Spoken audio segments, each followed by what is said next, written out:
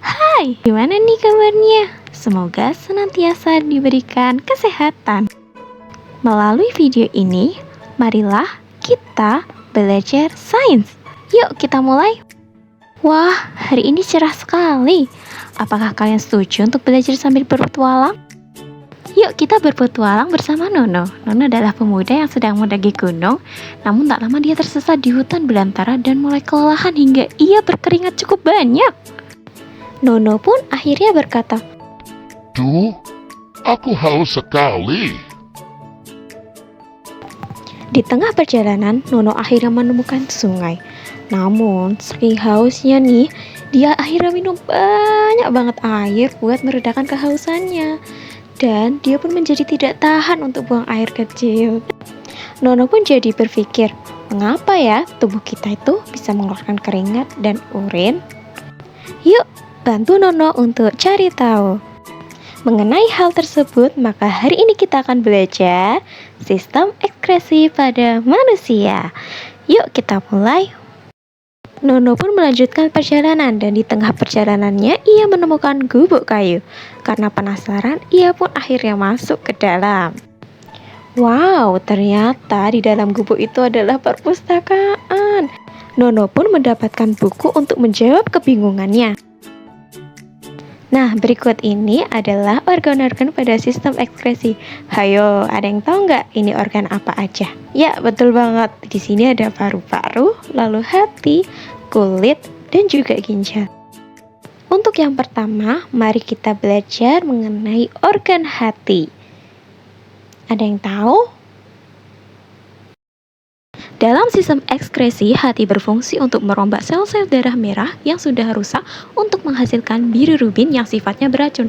Karena sifatnya beracun, maka bilirubin itu harus dihancurkan. Prosesnya adalah seperti pada gambar, yaitu sel-sel darah merah yang sudah rusak akan dirombak oleh hati, kemudian menghasilkan hemim atau hem, yang kemudian nanti akan menghasilkan zat besi. Nah, zat besi itu nanti berguna untuk membentukkan hemoglobin yang baru. Sedangkan biliverdin itu adalah zat yang beracun. Biliverdin diubah menjadi zat warna kuning oranye yang disebut bilirubin. Kemudian bilirubin akan dikeluarkan bersama getah empedu dan kemudian diubah menjadi urobilinogen. Nah, urobilinogen akan diubah jadi urobilin sebagai zat warna pada urin dan juga sterkobilin sebagai warna coklat pada feses. Oh iya, ternyata hati juga berperan dalam mengubah amonia yang akan dibuang melalui kulit dan juga ginjal. Nah, itu dia peran hati dalam sistem ekskresi. Selanjutnya kita lanjut ke ginjal yuk. Nah, di ginjal ini ada beberapa organ ya, ada ginjal, ureter, kemudian kantong kemih dan juga uretra. Namun kita akan fokus dulu ke ginjal. Ginjal memiliki bentuk seperti biji kacang merah. Letaknya ada dalam tubuh di sebelah kanan dan kiri tulang pinggang, yaitu di dalam rongga perut pada dinding tubuh bagian belakang.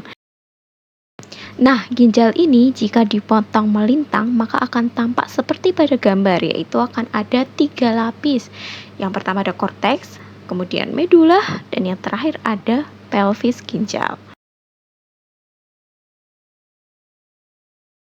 Korteks adalah bagian terluar dari ginjal yang dikelilingi oleh kapsula renal dan juga lapisan lemak, dan di dalamnya terdapat glomerulus. Selanjutnya ada medula yang merupakan jaringan ginjal yang halus terdiri dari struktur nefron dan juga tubulus. Tubulus itu buat mengangkut cairan yang masuk dan juga mengeluarkan urin. Lalu ada pelvis ginjal, bagian berbentuk corong di bagian paling dalam dari ginjal untuk jalur cairan dalam perjalanan ke kandung kemih. Selanjutnya, mari kita cari tahu bagaimana sih proses penyaringan darah di dalam ginjal melalui praktikum yang sederhana. Nah, berikut ini adalah bahan dan juga alat yang bisa kalian siapkan untuk percobaan kali ini. Untuk cara kerjanya, kita bisa lihat di sini yang pertama yaitu memasukkan air dan juga pasir atau lumpur dan juga pewarna-warna merah. Nah, ini pewarna merahnya sedang diteteskan secukupnya ke dalam gelas kimia. Kemudian diaduk dengan pengaduk hingga rata.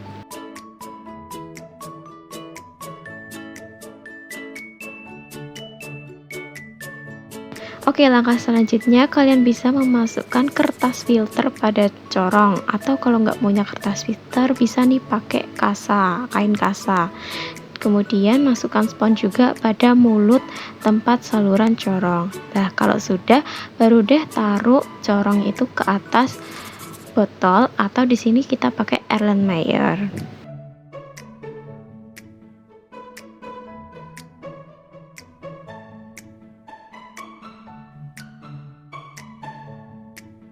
Langkah yang selanjutnya adalah menuangkan cairan yang ada di gelas kimia ke dalam botol Erlenmeyer yang tadi udah ada corong dan juga kertas filternya.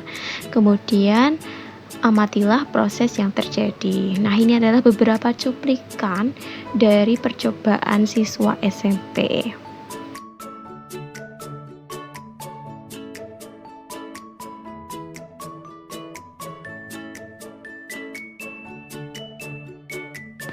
Nah, ini kita bisa sambil mengamati bersama-sama ya, bahwa air yang tadinya sangat keruh itu sedikit demi sedikit bisa tersaring tuh. Tik tik tik itu tersaring menjadi lebih bening.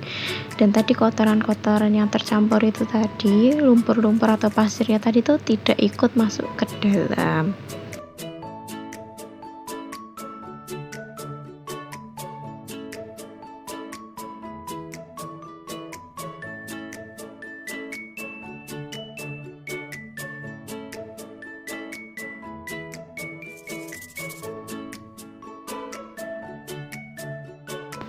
Dan ini adalah hasil filtrasi dari percobaan sederhana kita. Nah, di sini terlihat bahwa ada endapan lumpur ya, sehingga terdapat sisa penyaringan. Jadi pada ginjal itu terdiri dari berjuta-juta nefron, dan satu nefron itu terdiri atas sebuah komponen penyaring dan juga saluran-salurannya.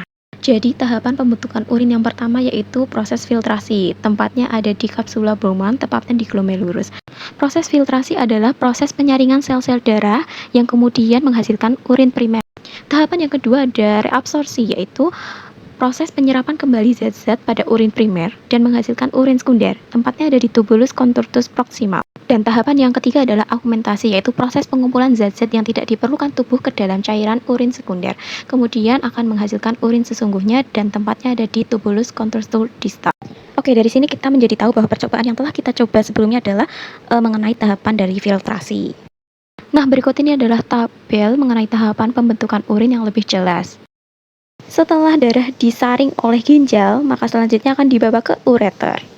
Ureter adalah bagian ginjal yang berupa tabung otot untuk mendorong urin ke dalam kandung kemih. Nah, ini ya, jadi ureter itu buat mendorong ke kandung kemih. Kemudian nanti urin kita itu akan disimpan di kandung kemih dan nanti selanjutnya akan dikeluarkan melalui uretra.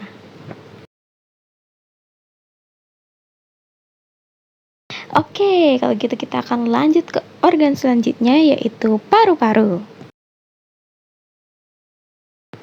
Ketika kita bernafas, menarik nafas, kemudian menghembuskan nafasnya, apakah ada zat yang dikeluarkan oleh tubuh kita?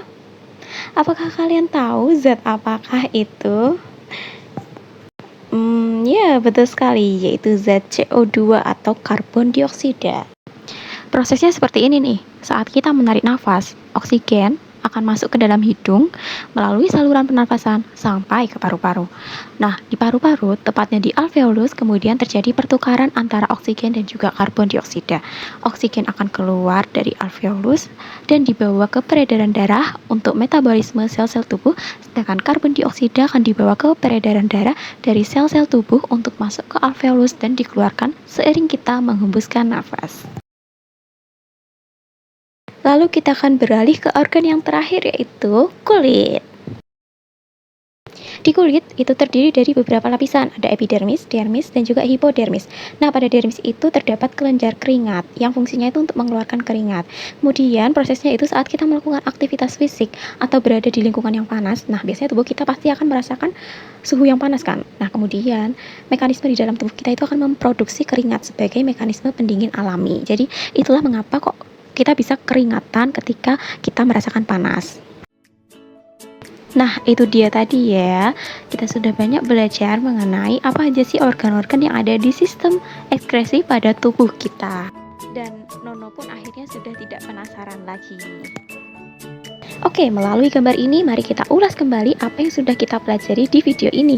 Yang pertama, sisa metabolisme yang dihasilkan oleh hati yaitu berupa yang pertama ada pemecahan protein yang hasilnya itu urea, terus ada pemecahan asam nukleat yang menghasilkan asam urat, dan juga tadi pemecahan hemoglobin yang menghasilkan bilirubin, yang ketiga itu tadi urea, asam urat, dan bilirubin itu adalah sisa zat metabolisme yang harus dikeluarkan ke luar tubuh melalui apa? Melalui urin yang tentunya juga akan diproses oleh ginjal. Selain itu, semua sel dalam tubuh kita itu melakukan respirasi seluler yang itu akan menghasilkan zat sisa berupa karbon dioksida dan juga air, yang kalau karbon dioksida dikeluarkan melalui, sedangkan zat sisa berupa air ini akan dikeluarkan melalui kulit, ginjal, dan juga paru-paru berupa urin, keringat, dan juga uap air saat kita menghembuskan nafas. Oke, mungkin cukup segitu untuk materi pada video hari ini. Untuk materi selanjutnya, kalian bisa mempelajari mengenai gangguan pada sistem ekskresi seperti nefritis, batu ginjal, dan lain sebagainya. Terima kasih atas perhatian dan juga waktunya telah melihat video ini. Sampai jumpa di lain waktu.